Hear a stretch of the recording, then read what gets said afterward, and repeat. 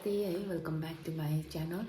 So आज चाहिँ हामी चाहिँ एकदमै छिटो उठिरहेको छु नि त, किनभने अहिले चाहिँ भर्खर 3 मात्रै बस्दैछ। हामी चाहिँ 6 बजीको ट्रेन छ नि त, त्यसले गर्दाखेरि चाहिँ छिटो उठेर रेडी भएको होइन।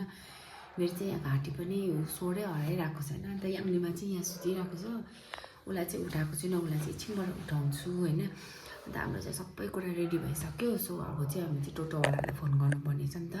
त्यहाँदेखि फोन गरेपछि चाहिँ अब एनजेपी गएर के हुन्छ। सो तपाईँहरू पनि हेर्दै गर्नुहोस् होला है, हाम्रो यहाँदेखि गुवाहाटीको जर्नी यात्रा कस्तो रहनेछ है, तपाईँहरूसँग पनि सेयर गर्नेछु।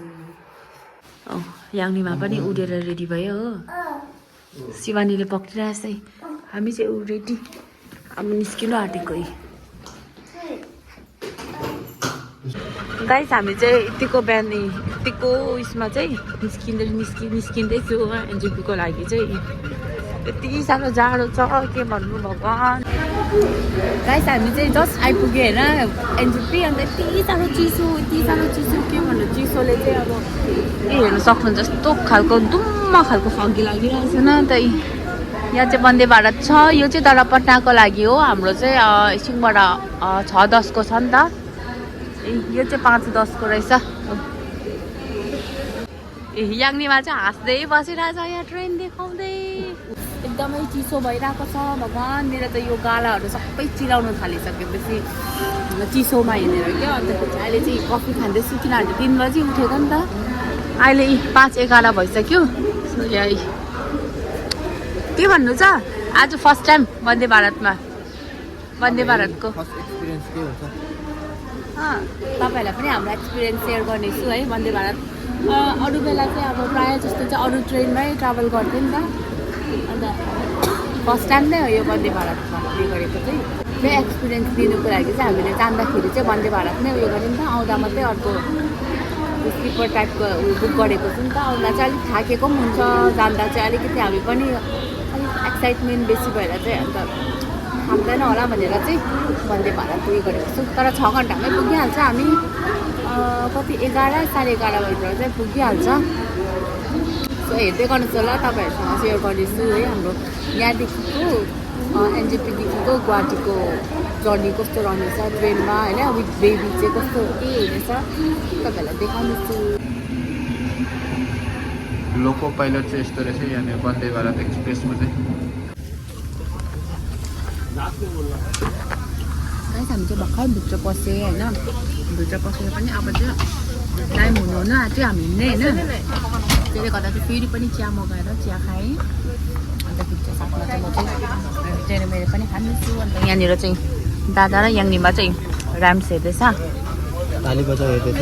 ताली बजाउ, उसको ताली बजाउ चाहिँ एकदमै फेभरेट भइसकेको छ नि त। यस्तो छ अहिले त यतिको अन्धेरै छ हो। अब यति बेला भएपछि चाहिँ पुरा फगी लाग्दो रहेछ नि त।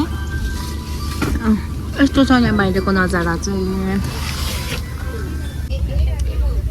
गाइस हेर्नु सक्नुहुन्छ अझै पनि एकदम फगी नै लागिरहेको छ होइन, यति साह्रो जाडो देखिरहेछ। अन्त म चाहिँ यहाँ भर्खरनिर चिया अर्डर गरेर चाहिँ चिया खानु आँटेको होइन। अन्त चिप्सहरू पनि किनेँ। यो चाहिँ याङ्लीमाको लागि चाहिँ घरबाटै ह्याप्पी पोखिदिएको थियो नि त। अन्त याङ्लीमाले खाँदैछ हो। अन्त यहाँ दादा हो याङ्लीमालाई ऱ्याम्स देखाउँदै बसिरहेछ। यो चिया खाने हो। अहिले चाहिँ हामी कहाँ पुगेको चाहिँ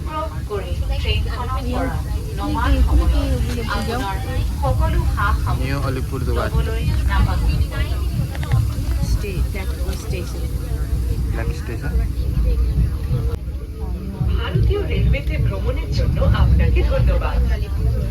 हाम्रो चाहिँ यहाँनिर ब्रेकफास्ट पनि आइपुगेको छ हो।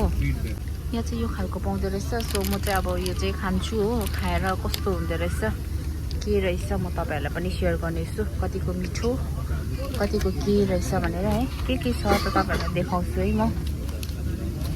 यहाँ आलु मटर रहेछ हो, आलु मटर। यो चम्ची हो, यो ब्रेड हो, यो चाय, यो कपकेक, अन्त यो बटर यहाँनिर जाम्स रहेछ, टमेटो केचप, अन्तखेरि यो वेट वाइप्स रहेछ हो, पानी पनि दिँदैछ यहाँनिर हो। यहाँ चाहिँ यो रहेछ।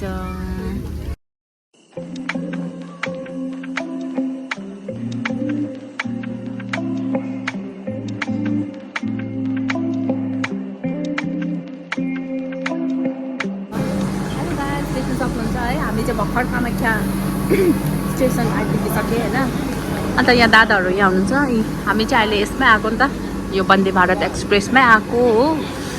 हाम्रो चाहिँ यहाँनिर परेको थियो सबसे लास्टमा।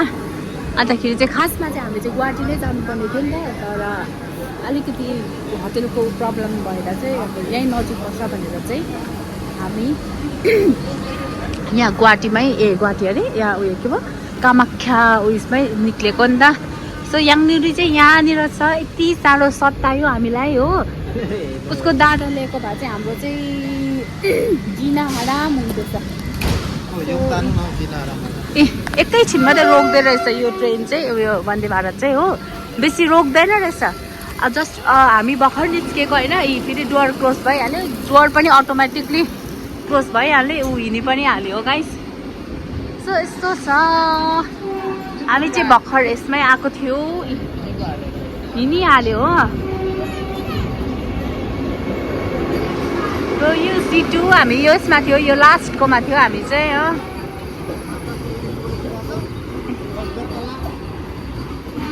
बाई बाई, मिल्ते हे नेक्स्ट टाइम। दादा के भन्नु छ, कस्तो लाग्यो फर्स्ट पहिला कामाख्या उयसमा?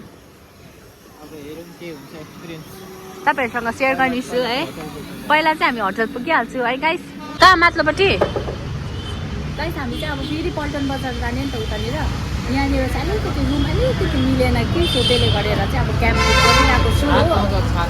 अब चाहिँ त्यहाँ गएर तपाईँहरूलाई भेट्छु, किनभने यति साह्रो यस्तो टाउको दुख्ने खालको उयो झमेलामा फस्यो कि, सो त्यसले गर्दा चाहिँ दादा यहाँ छ हो। अब हामीले चाहिँ यहाँ बस्यो भने चाहिँ नहुँदैछ, यति साह्रो मैला रहेछ नि त कि, सो त्यसले गर्दा पर्खिनु न मलाई पनि। अब हामी चाहिँ जाने हो गाइस। हामी चाहिँ भर्खरै मतलब यो क्याब बुक गरेको थियो नि त, त्यहाँदेखि चाहिँ अहिले चाहिँ त्यही क्याब आएर पनि हामी निक्लिसकेको छु होइन। यति साह्रो बिजोग भयो, यति साह्रो बिजोग, किनभनेखेरि लास्ट आवरमा चाहिँ होटेल चाहिँ हाम्रो चाहिँ उयो क्यान्सल भइदिएन कि, अर्को होटेल हेर्नुको लागि चाहिँ मन्दिरकै नजिक हेर्नुको लागि चाहिँ यहाँनिर आएको थियो नि त, कामाख्यामै निक्लेर चाहिँ यहाँ मालिक गाउँ आएको थियो। तर यहाँनिर चाहिँ होटेल चाहिँ कुनै भनेको जस्तो पनि पाएन। सो अहिले चाहिँ हामी यता फेरि पल्टन बजार नै जाँदैछौँ हो। देख्न सक्नुहुन्छ नानी चाहिँ यहाँनिर सुतिरहेको छ, अघि ट्रेनमा चाहिँ नसुतेको होइन गाइस, अहिले चाहिँ फेरि स्वास सुतिरहेको छ, उठाउन पनि उठेकै छैन। ठिकै छ, तर अब यस्तो कामको बेलामा पनि सुत्यो, अलिकति भए पनि हल्का भयो हामीलाई हो। सो आएर चाहिँ यस्तो घुम्छु भनेर सोचेको थियो कि, तर के गर्नु अब 1-2 घन्टा त लाग्यो होइन, 1-2 घन्टा त लाग्यो हामीले। 12 बजी आइपुगेको, कति बजी अहिले दादा? 12:30, 1.5 घन्टा जस्तो लागेछ अन्त। 1.5 घन्टा जस्तो चाहिँ अघि पर उताको होटल क्यान्सल नभएको भए चाहिँ अब त्यहीँ गएर कहाँ के घुमिसक्यो होला नि त, छैन नि। यो गुवाहाटीको भ्यू तपाईँहरूलाई पनि देखाउँदैछ है गाइस, हेर्नुहोस् होला।